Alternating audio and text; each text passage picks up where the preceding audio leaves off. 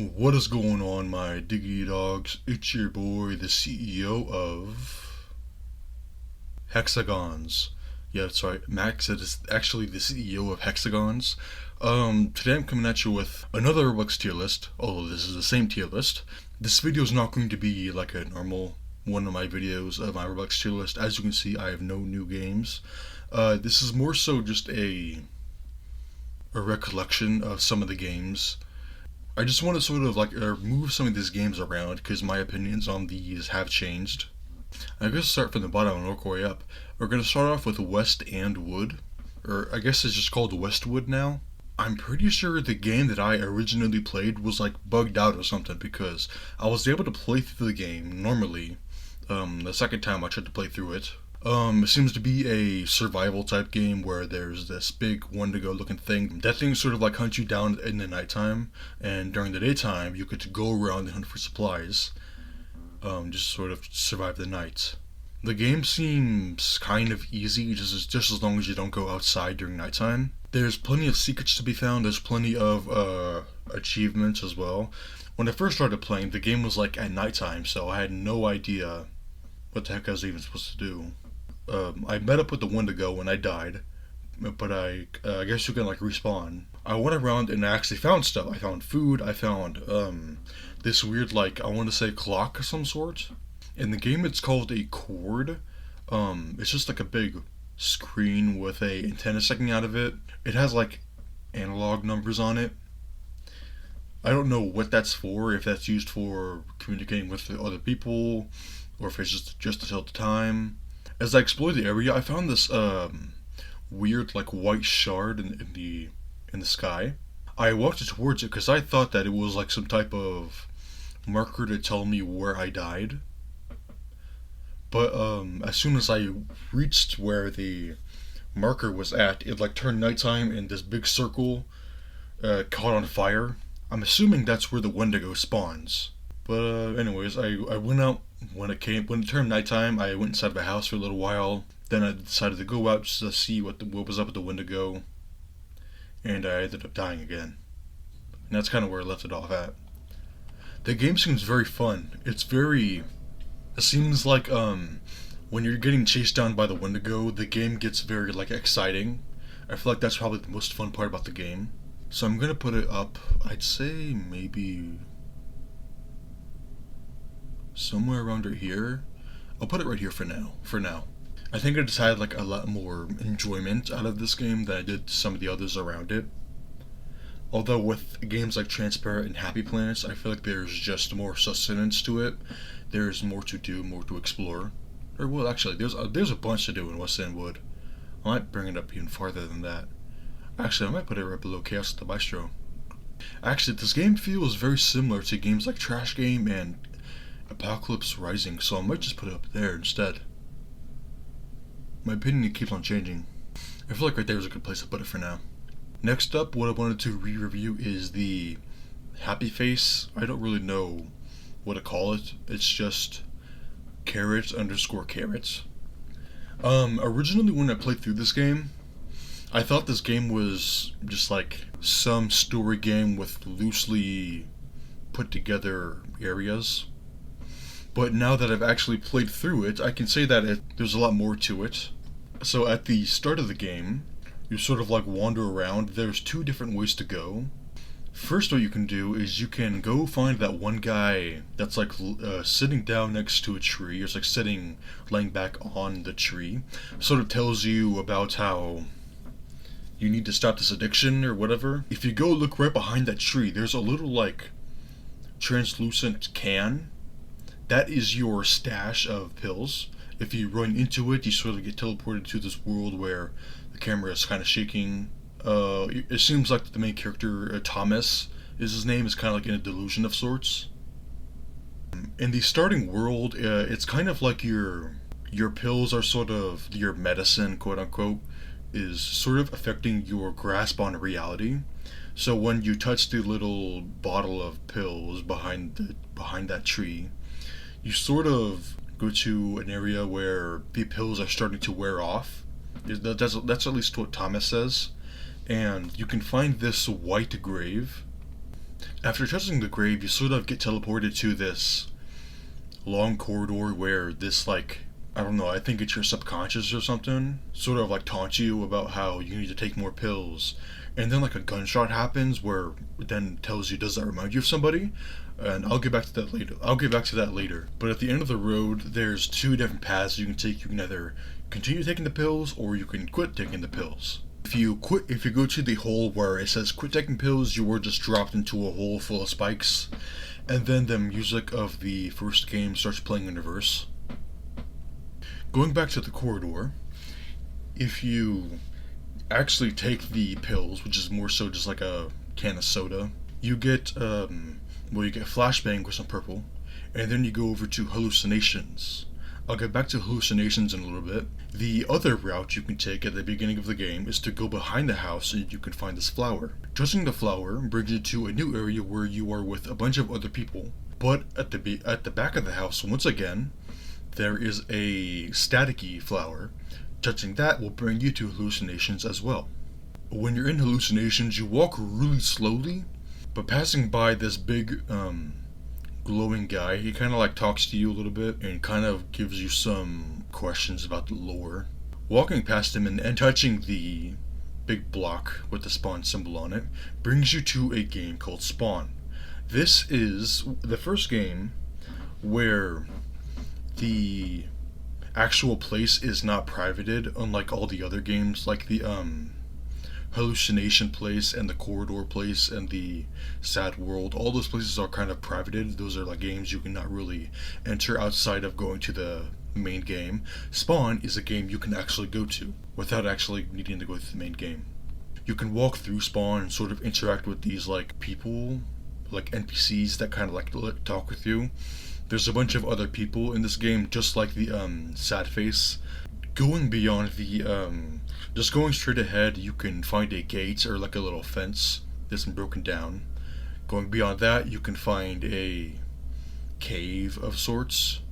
You can enter it, and you enter a game called Cave, where there are two different paths that you can take. Going to the right, you kind of meet up with this person that looks exactly like you, except that actually has a smile on its face while you don't.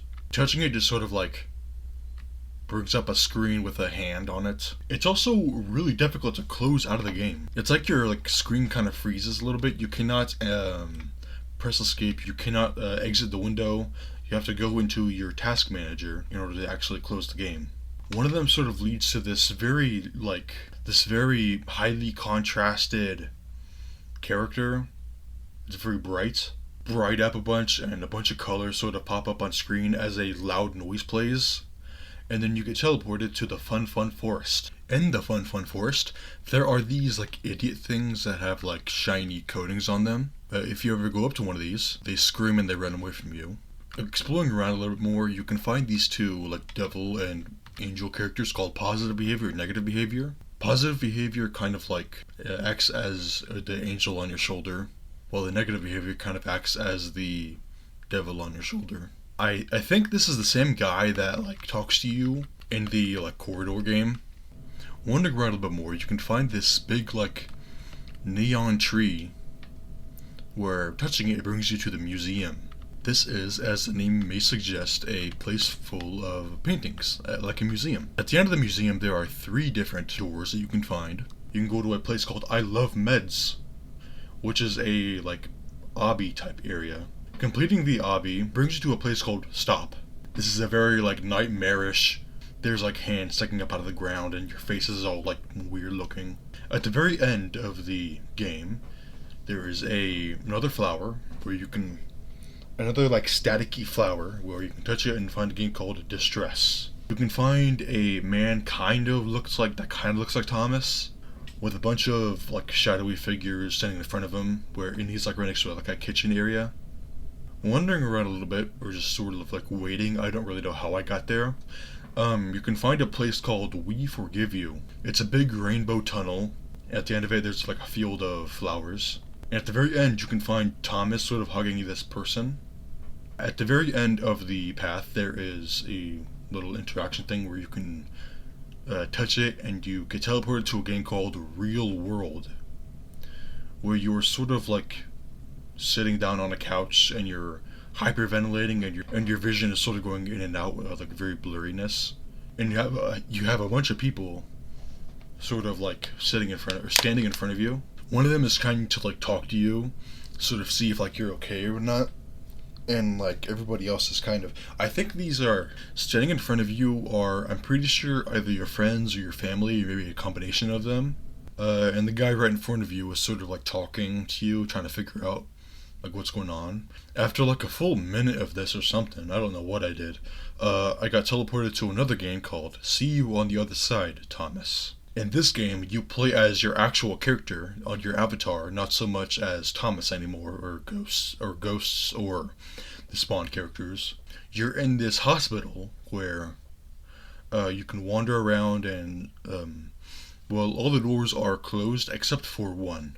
Entering it, you find all of Thomas's friends that are sort of like huddled around him in this hospital bed.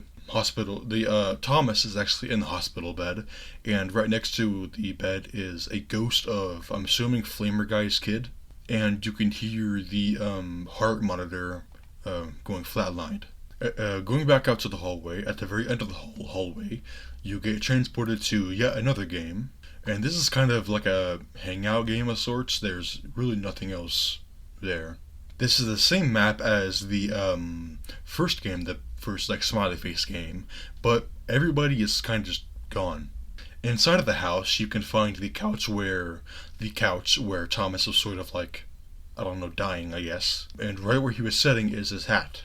Going up into Thomas's room, you find a note that reads, "Hi Thomas, I hope you feel better soon. Dad said I can't visit you yet because you need time to recover, but I want you to know we all miss you. From Andreas Jr." And that's kind of the end of the game. So in order to sort of decompose what we experienced, it seems that Thomas had some sort of pill addiction, and as you sort of go throughout the game, the pills sort of like wear off a bunch, until eventually Thomas like finds his pills again, but he takes too much of them and he overdoses and dies. Somewhere along the way, Flamer Guy's kid gets killed. I think it's implied that Thomas killed Flamer Guy's kid. I'm assuming from a gun of some kind, going off of just like the jump scare that we got in the corridor game. While I like the message that this game is trying to convey, I don't like how it was trying to convey it. The sporadic places that are loosely connected through teleporters really doesn't work for me. I feel like it could be supported by the fact that this is all kind of happening as Thomas's like overdose or like some sort of dream or something, but that doesn't really help the fact that I don't like that the games aren't really connected the best. They are kind of connected. Some of the games are connected, but most of the games really aren't. I do like how there's a bunch of secrets to be found in this game, but I feel like they should have taken the game a little more serious in order to talk about a very serious issue, which is pill addiction and overdosing and literally dying on pills. I feel like they could have taken this a little bit more seriously. The game is still very good, don't get me wrong. I'm going to put it up into Certified to Classic. I'd say it goes below Life Purpose, just because I feel like Life Purpose sort of handled the game a little bit better. Yeah, I feel like it goes there. Alrighty. Up next is P_0S.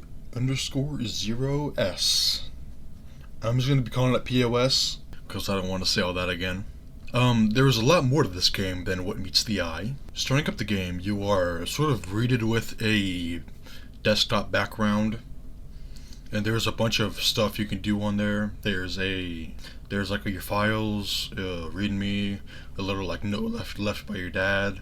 You can look on the internet. There's a badge tracker and Glaggle, which is pretty cool, along with the actual POS demo. Looking around in some of the files, you kind of get an idea of who our main character is.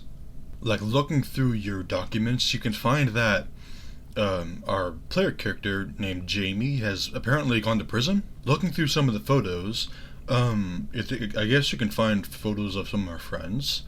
However, look in some of the photos of our dad, to be more specific.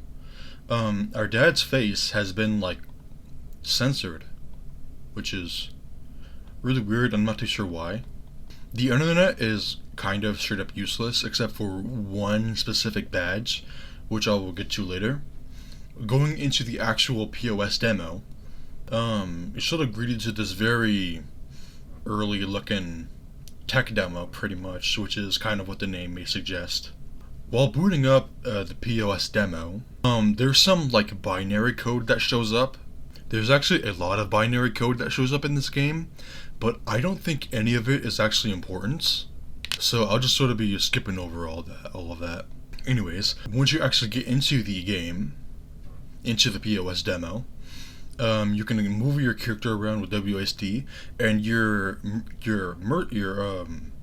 mouse cursor thing does not actually function. You have to use the arrow keys to move your camera around. Walking up to the building, there is a number on the very bottom of the little plaque near the beginning, near the entrance, with a string of numbers, which is very important for later on. Once you actually enter the office, you can interact with this little, office person, where you have to insert a CD key code in order to explore the rest of the building. In the README documents or little, notes on your desktop, it tells you your CD code, which, when entered into the little thing, you get a little message that was implemented from your dad that sort of welcomes you and sort of talks to you about how there's a lot of secrets to be found. On the first floor of this building, there's a bunch of offices. There's a bunch of cubicles, along with a number on the glass of the room. That is also important for later on. Going to the back of the building, you can find a elevator, which will allow you to go to the second floor. There's a couple more little infill cube things, but what we're really interested in is another string of numbers that is in one of the meeting rooms.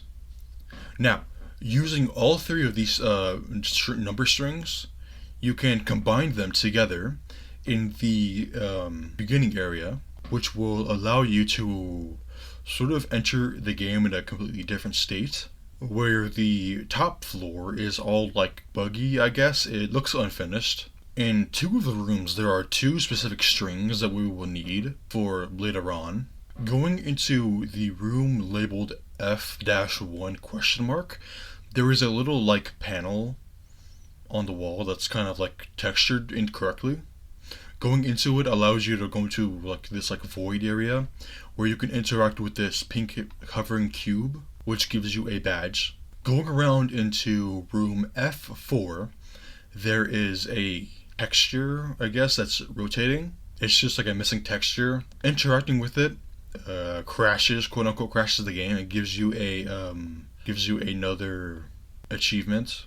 Going back into the game again, this time when you're at the front desk, if you input the code that you found, allows you to go into yet another different area. And this deep voice plays that says fulfillment, unresolved, corrosion, knowledge.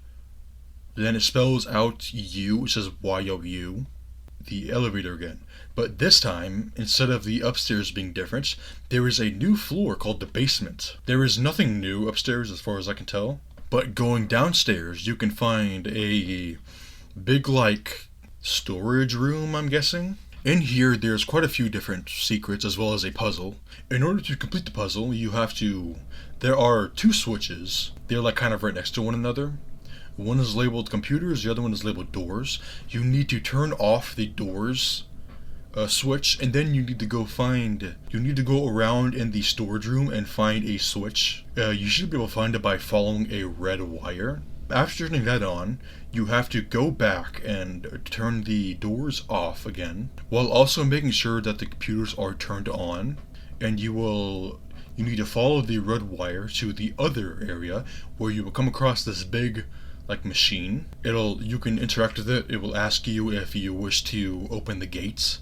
You can press yes, and then a little cutscene plays where this gate opens up and you see this like person, robot, I don't know, along with a door that is in the back, that is at the back of this big machine.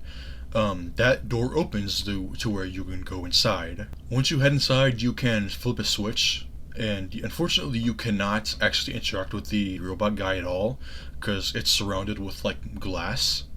Looking at it more closely, it's like almost half person, half robot. Its head is like replaced with a robot, or like with a robot head, but its torso is like open, and it's just showing like a human rib cage with some human like organs. Anyways, following the orange wire that comes out of the big box thing that you were in allows you to go to a door, which will trigger one last cutscene, kind of showing you this really big building, along with showing you a like a string of text that says DIVT, end of demo. And that is the end of the game pretty much. There are a couple more secrets to be found. For instance, walking around in the bottom area in the like storage room, you can sometimes have your camera clip into the walls, which will show you some things you're not supposed to see. Like there's this big shadowy man that's just kind of like standing, his back facing a wall. I don't know what that's about. There's another thing that you can do where if you go click on the Glaggle icon on your desktop, it will say that you can visit a website called www.glaggle.com. Entering that into the row searcher search bar allows you to download a like little software that can fix up Glaggle for you. And then once Glaggle is fixed and you open it up, you figure out it's just a clicker game. So you're not missing too much. But fixing up Glaggle gets you another badge, so that's an incentive to do that. Overall, I have no idea what this game is even about. It's interesting to learn a little bit about our main character and who he is, and sort of his family.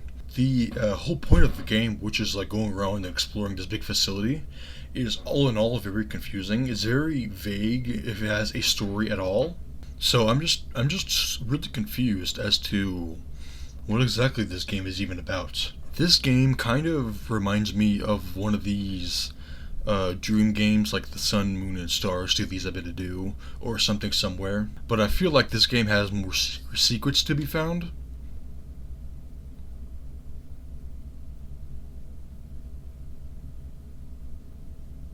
So I might put it right here. A little bit above, it's directly above the Selvin Residence, but directly below End of Days. I put it above the Selvin Residence because for the Selvin Residence, in order to understand the story of the Selvin family, you kind of need to leave the game and explore around a little bit. But in POS, you just have to explore the game a bunch in order to find stuff. Only really needing to leave the game, I think, once in order to maybe solve some sort of binary or something. I'm not too sure. I'm not too sure if the binary is useful or not, as I said before. But I think End of Days is better than POS because End of Days, it's a very simple game. It does not waste your time. It's not too repetitive. And it kind of gives you a very clear story, unlike POS. All right. Last game I'm going to be re-reviewing is Liminal Solitude. Liminal Solitude is kind of just like all of these dream games that I've talked about before, like Sun, Moon, and Stars, Something Somewhere, and Something Somewhere, or I Don't Feel So Good Simulator. But this game actually has some type of story to it, I think. Just like with all these other dream games, and with the Smiley Face game, the worlds are very loosely connected. I honestly do not even know if they're supposed to be connected or not. The game is incredibly vague with not that much to really explain to you. And while some people may like that, if you're trying to tell a story, you could at least tell the audience something, all right? It just doesn't really make sense to me. And speaking of the story, The only story that there is at the very end of the game. After you've explored all the different worlds and all the different subworlds, I'm not even going to go into all of those just because it's just really long and not interesting at all. So I'm just going to skip all that and get straight to the end of the game. At the very end of the game, you find yourself in this, you find yourself on this path, and you've also gained a dash, which is worrying, to say the least. Following this path will lead you inside of a building, to which, going or looking around a little bit, you will be prompted with a little pop-up that says, "Are you sure you wish to continue? There is no going back after beating it, dying, or leaving during it. You are perm banned from coming back." Yeah, if you do not get you can only get one ending in this game, which is also really annoying, to lock your audience from getting out of all of the endings at least somewhat easily. Anyways, during this sequence, I guess there are a bunch of doors that open up, and you are being chased by these guys that will deal damage to you. I ended up dying, so I got banned from the game. So I have no idea what type of story there is, or just what the point of the game even is. I just kind of at a loss for words. I don't know what to even say about this game. Because of how annoying it is, and just because it's it feels like in every possible way this game does not want you to figure out the story of the game, which makes literally no sense to me. I'm not going to be moving this up, I'm going to be moving this down. This is going below Blitz Runner. It genuinely makes me upset that this game would do so much to make this game as annoying as possible. It doesn't make any sense to me. It's still going to stay above games like Doodle and Serenity's Reach, just because of the exploration of the game, I guess. I'm comparing it to games like Something Somewhere and Sun, Moon, and Stars. These I better do.